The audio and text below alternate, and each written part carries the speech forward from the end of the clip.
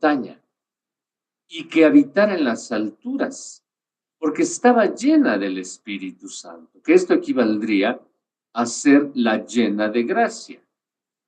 Una persona que ha recibido las gracias de Dios, pues no puede estar en un lugar bajo, tiene que estar en un lugar de ascenso continuo.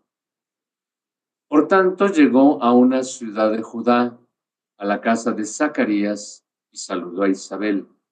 Y ocurrió que, así que oyó Isabel el saludo de María, exultó el niño en su seno y se llenó del Espíritu Santo.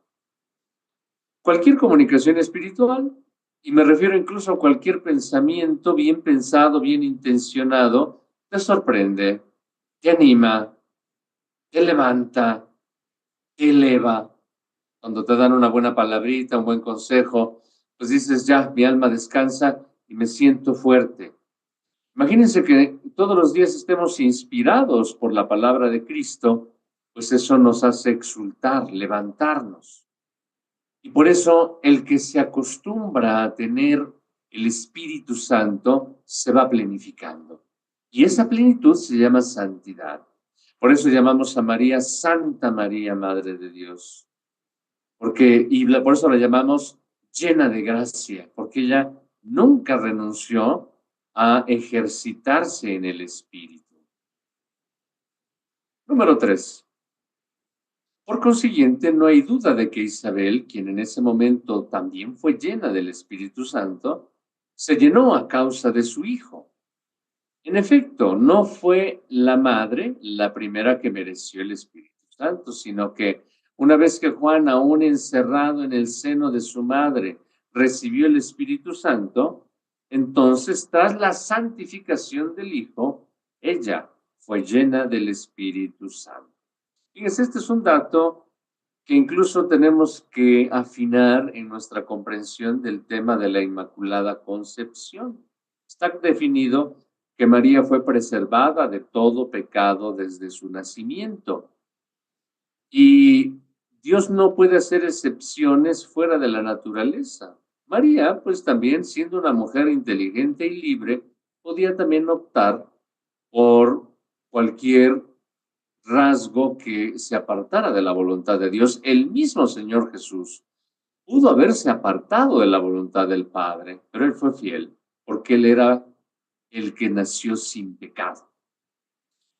Entonces, María, siendo pura, siendo virgen, cuando concibe a Cristo, recibe todas las gracias de su Hijo. Y por eso, ahí María es plenamente inmaculada, porque ya tiene toda la fuerza salvífica de una gracia especial que solo puede dar el Hijo. Uno no es inmaculado nada más porque sí.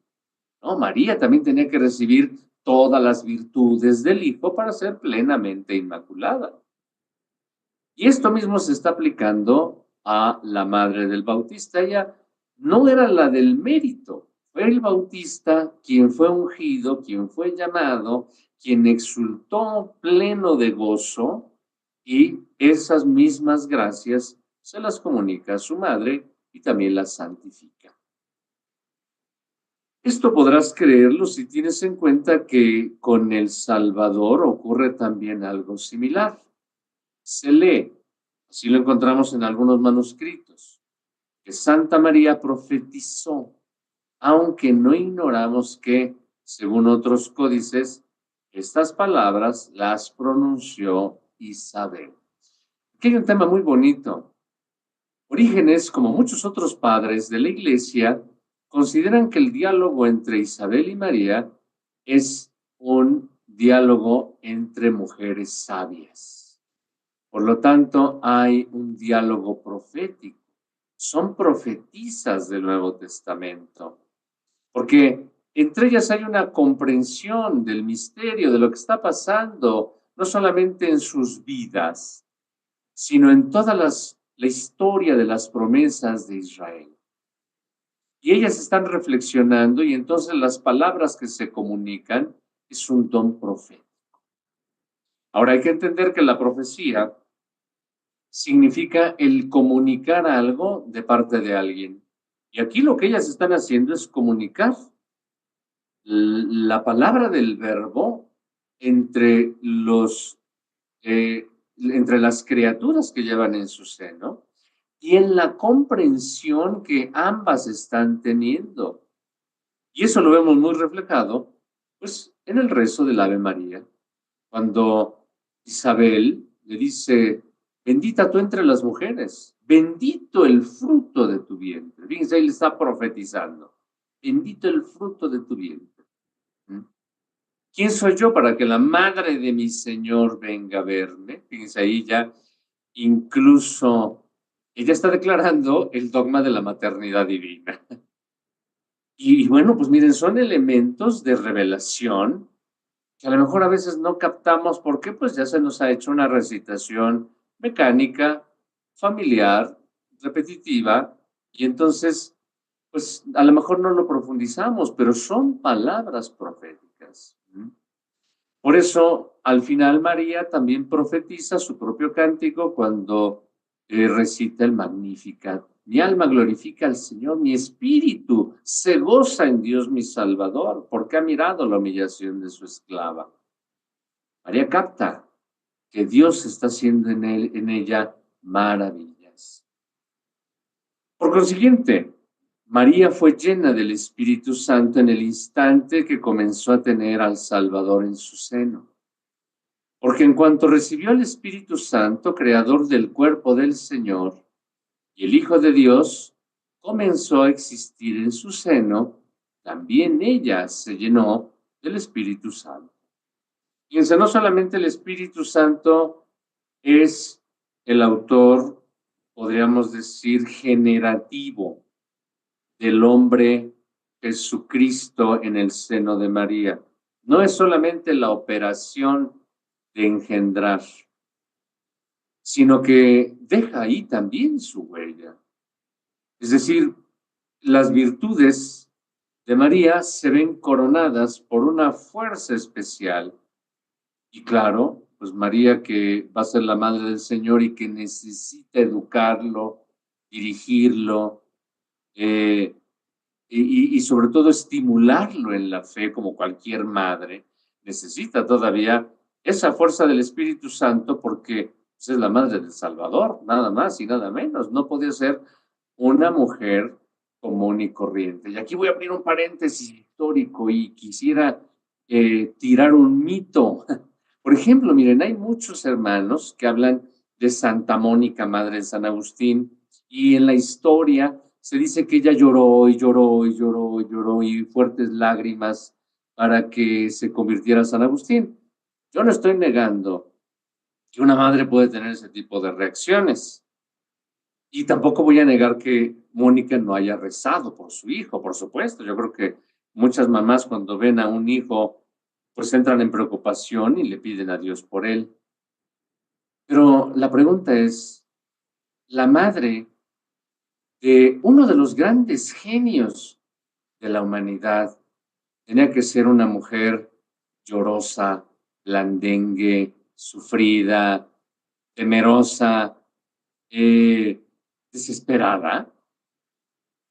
No, las lágrimas no convencen. Las lágrimas no son una virtud, son un signo, sí, de la debilidad humana.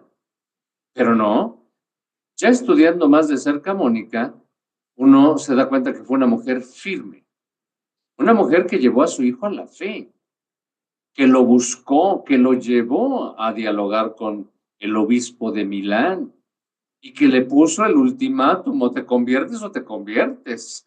Entonces tiene que ser una mujer con una fortaleza de fe, con una mente clara y con un espíritu sólido para que pudiera transformar la conciencia del que ya era el gran retórico de la historia romana y cristiana de aquel entonces.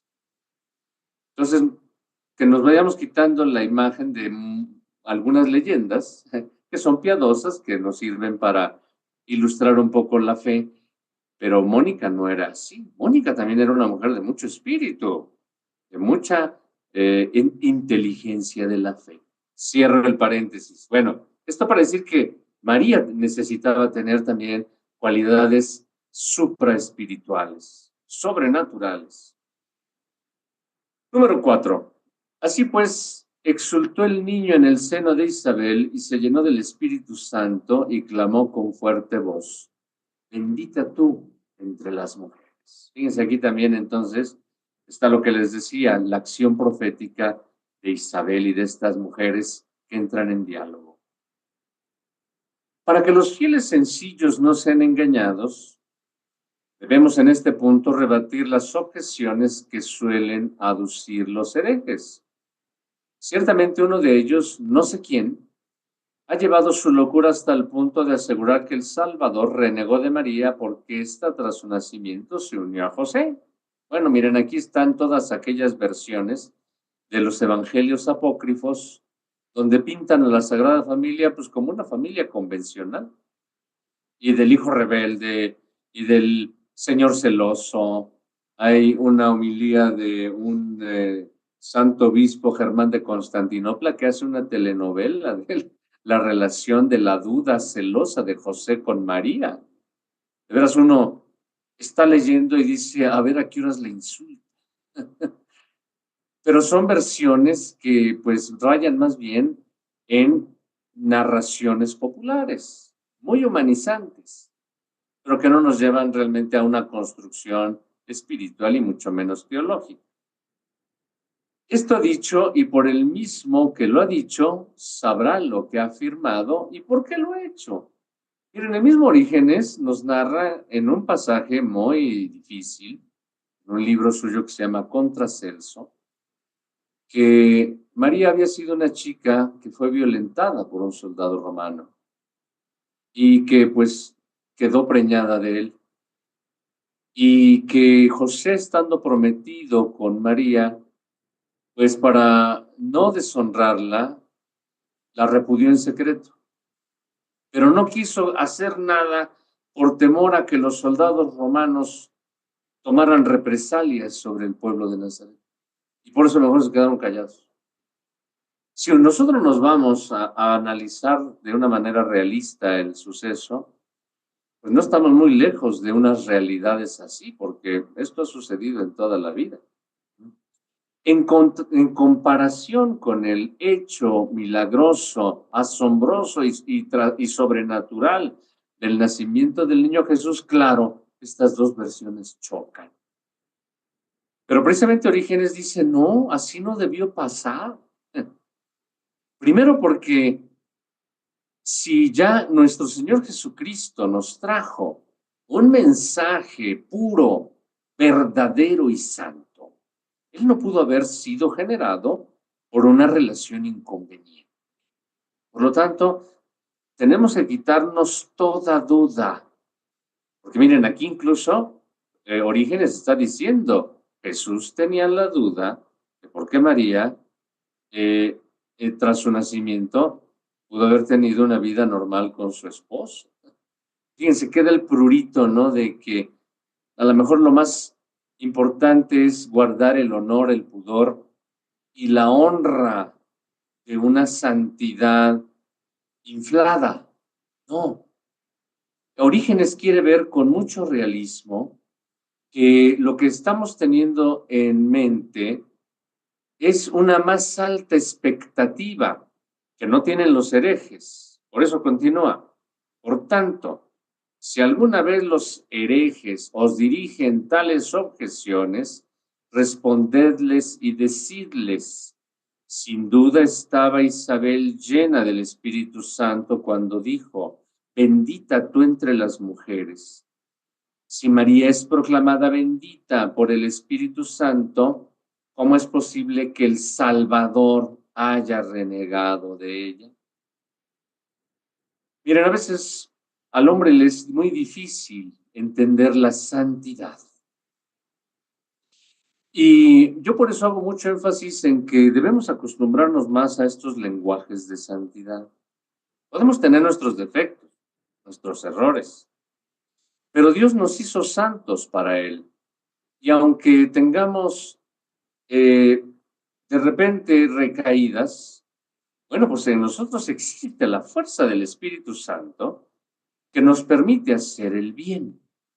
Claro, dice la Escritura, Si un pecador se arrepiente, los ángeles cantan.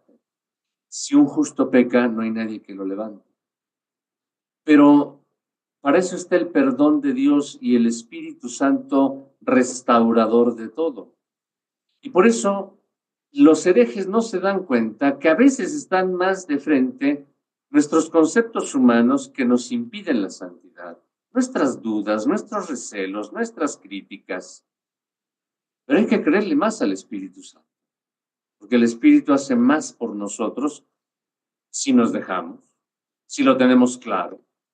Y yo creo que María fue una mujer honesta, serena, íntegra, como cualquier mujer que se dedica religiosamente al cuidado de sus hijos, de su familia, etcétera. Y ya no tener más objeciones escandalosas. Esto a nivel de doctrina. Esto, por supuesto, es un tema que a veces hiere sensiblemente pues, la fe de muchos hermanos. Por eso, Orígenes dice, a ver, miren, no nos dejemos engañar por todos esos puntos en donde parece que es criticable la actitud de María, que es dudosa la procedencia de Jesús, que a lo mejor dudamos más de la virginidad de María o de la relación entre José y María. Pero están las palabras de Isabel. Bendita tú entre las mujeres.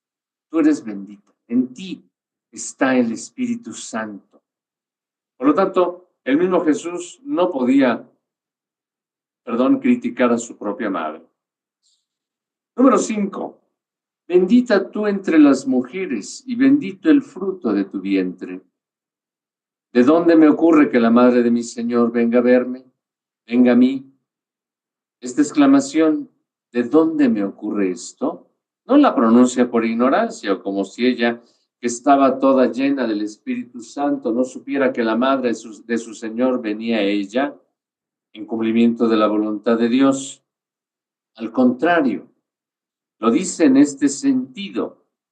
¿Qué he hecho yo de bueno? ¿Qué obras mías son de tanta categoría como para que la madre del Señor venga a mí? Gracias a qué justicia, gracias a qué obras buenas, gracias a qué fidelidad de espíritu he merecido que la madre de mi Señor venga a mí. Miren, si la madre nos trae a Cristo, y eso es lo que estamos viviendo en este Adviento, es porque, en efecto, no queriendo sobreexaltar la figura de María, porque por supuesto, el que es motivo de nuestra alegría es Jesús y Él es el que nos trae la salvación. Pues aquí está la fuerza intercesora de María, porque en efecto ella es protagonista de la salvación, de la redención del hombre, no la podemos excluir y actúa de manera eficaz. Claro, aquí Orígenes pone estas preguntas en labios de Isabel, como queriendo hacer las mismas preguntas que nosotros nos hacemos. ¿Y cómo es posible que todo esto me suceda a mí? Bueno, en México lo acabamos de ver con la fiesta de la Virgen de Guadalupe, ¿no? Todos necesitamos a la Madre del Cielo, que nos abrace, que nos compadezca. Bueno, hay un pasaje en la Divina Comedia de Dante Alighieri, donde pues Dante va descendiendo a los infiernos junto con el poeta Virgilio, y de repente se encuentra en uno de los estratos más bajos a un tirano que vivió en Florencia. Y entonces Dante lo mira y le dice, oye, pero tú qué haces aquí, tú deberías estar más abajo.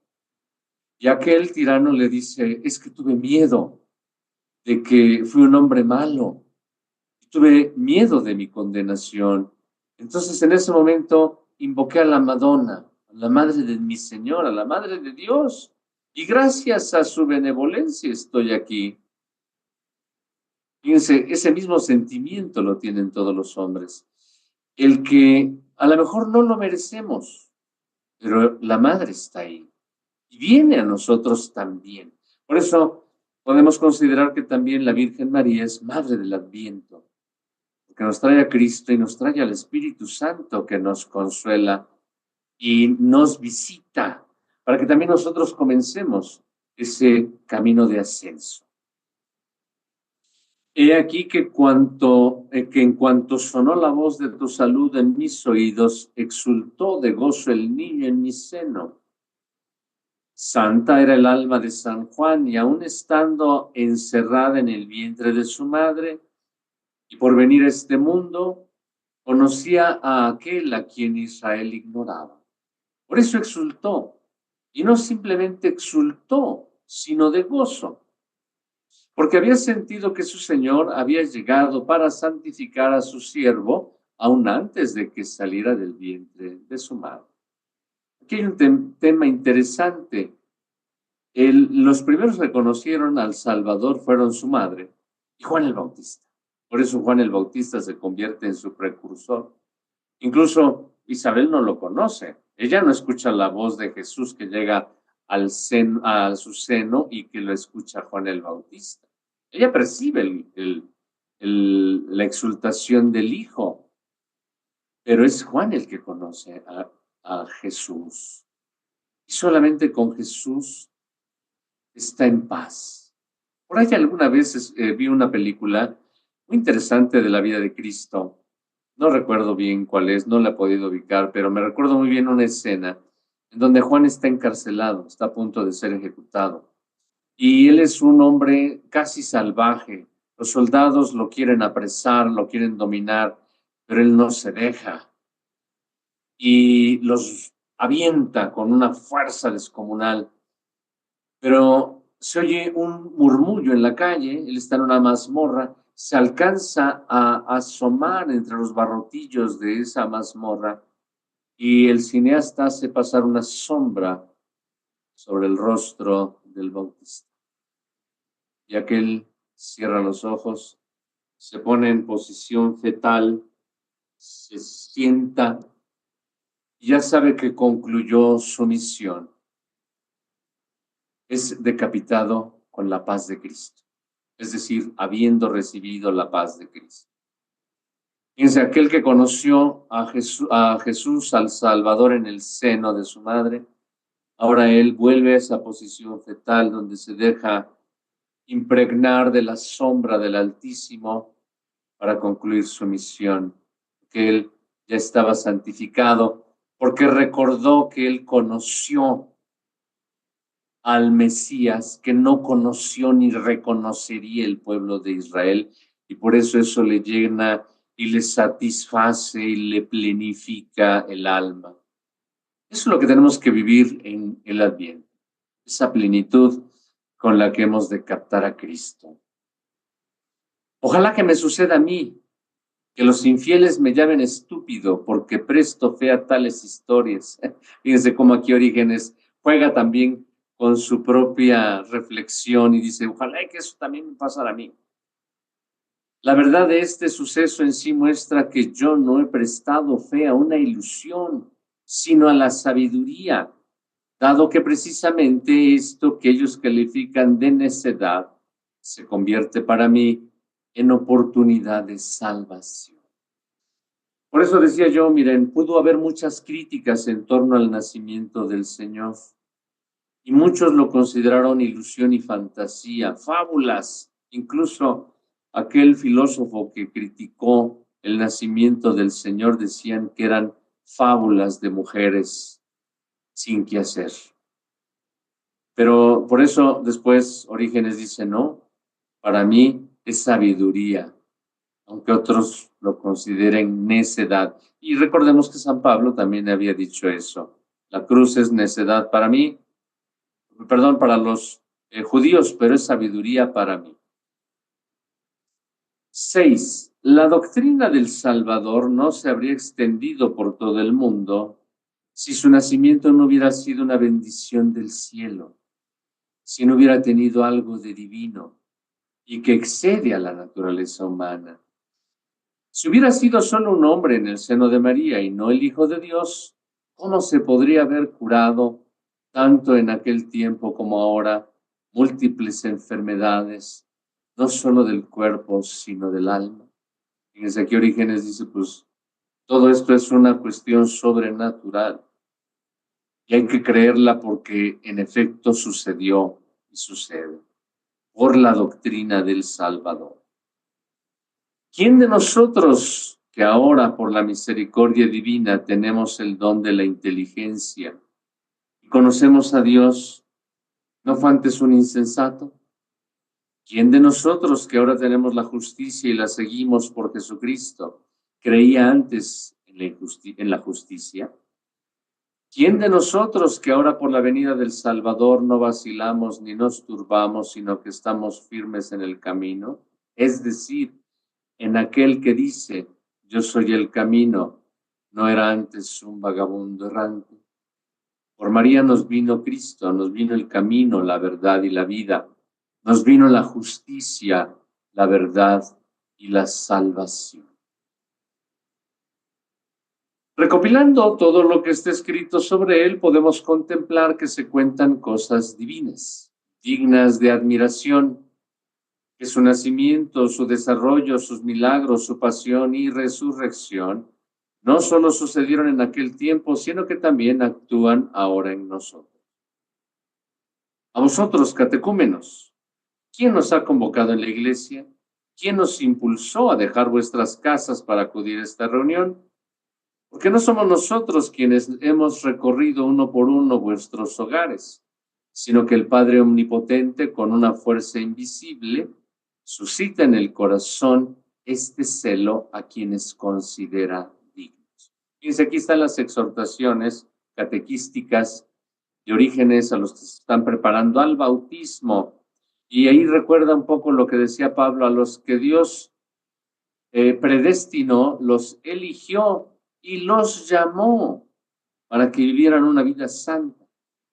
Es el mismo misterio de Dios el que nos convoca a acercarnos a estos misterios. De este modo llegáis a la fe, por así decir, con vuestra voluntad y resistiéndoos sobre todo al comienzo de la práctica religiosa, cuando temblando y temerosos recibís, llenos de respeto, la fe que salva. Miren, la fe tiene que ser un acontecimiento que conmueve el alma y que debemos creer que es un llamado divino, que no es nada más la palabra de una institución que quiere convencer a la gente. No es la elocuencia de los sacerdotes o de los ministros.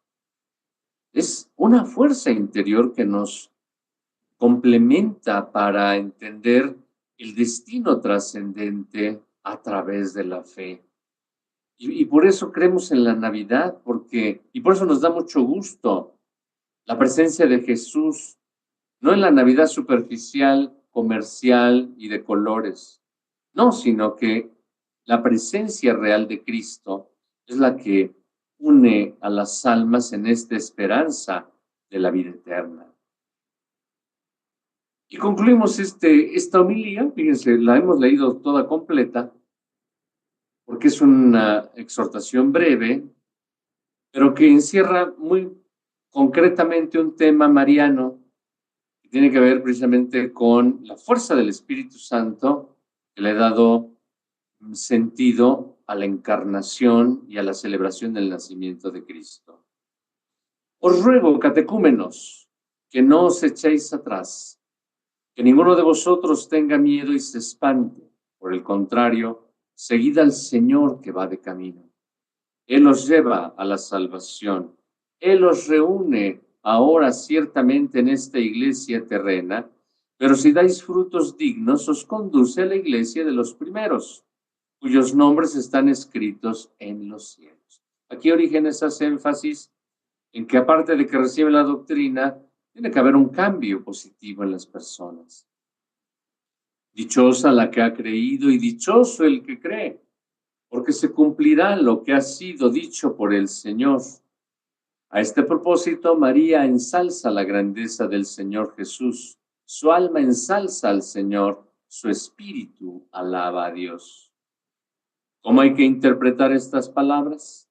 Si Dios lo permite, cuando nos volvamos a reunir en la iglesia, Cuando acudáis gozosos a la casa de Dios y prestéis vuestros oídos a la palabra divina, lo preguntaremos, lo expondremos y lo aclararemos en Cristo Jesús, a quien pertenece la gloria y el poder por los siglos de los siglos. Amén.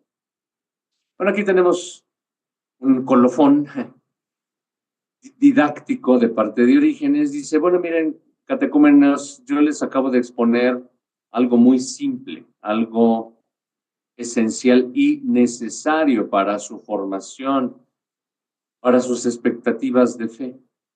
Pero tienen que seguir formándose. Y eso se los voy a explicar cuando asistan a las reuniones comunitarias. Pero además, si perseveran en la fe, tendrán que profundizar en los misterios divinos. Esa es la exhortación que nos hace Orígenes en este tiempo del Adviento para que nos profundicemos en la reflexión de la venida de nuestro Señor. Vamos a unas conclusiones espirituales, ya simplemente para reforzar lo que hemos dicho y lo que Orígenes, por supuesto, nos ha motivado. Yo comienzo con esta pregunta: ¿qué es lo que concibe el seno del creyente?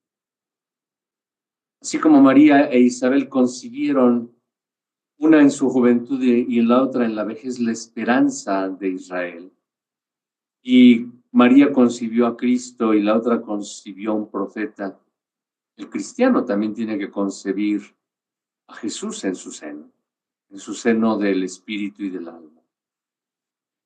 Nos damos cuenta que este pasaje es una mística del camino, del ascenso y del encuentro. María es la que nos conduce al camino y el camino es Jesús. Aquí debía haber puesto a lo mejor otra imagen donde, por ejemplo, teniendo en mente la imagen de la Virgen del Perpetuo Socorro, María está señalando así con su manita a su hijo, porque él es el camino. Y ella va en ese camino, el camino de Cristo.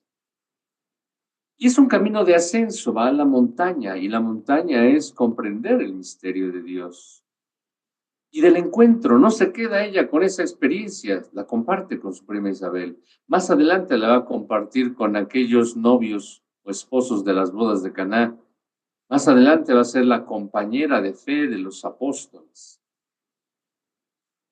Yo creo que el centro de esta reflexión es llenarse del Espíritu Santo.